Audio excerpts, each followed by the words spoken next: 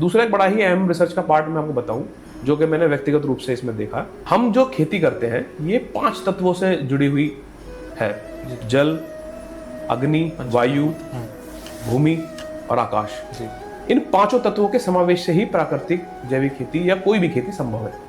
आप देखें, आपको अग्नि के तौर पर सूर्य की रोशनी चाहिए, आपको भूमि चाहिए खेती करने के लिए, जल चाहिए, खुले आसमान में खेती होती है, और उसके अलावा ये वायु जो कि अपना काम करती है, खेती बाड़ी को हेल्प करती है, सपोर्ट करती है। और इन्हीं 5 तत्वों से हम स्वयं बने हुए हैं। हम मनुष्य जो है हम भी 5 तत्वों से बने हुए हैं। खेती बाड़ी में समस्या कब आती है? जब किसी भी तत्व में बैलेंस खराब होगा।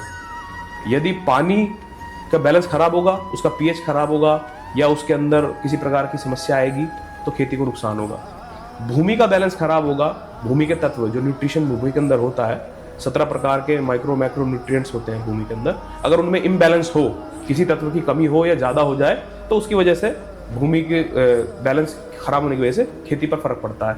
अगर हवा का बैलेंस बिगड़ जाए तो खेती पर हमारे फर्क पड़ता है। अगर हमारा जो है, जैसे मैंने आपको बताया कि आकाश है, अगर हमारा खुले आकाश में खेती नहीं कर पा रहे हैं, हमारी खेती जो है ढक गई है, कवर्ड हो गई है, तो उस सनलाइट नहीं मिलेगी या आकाश की वो नहीं मिलेगी, तो खेती पर उसका फर्क पड़ता है। तो पांचों तत्वों का कुल मिला के एक तरीके से बैलेंस जैसे ही बिगड़ेगा, हमारी खेती पर उसका असर पड़ेगा।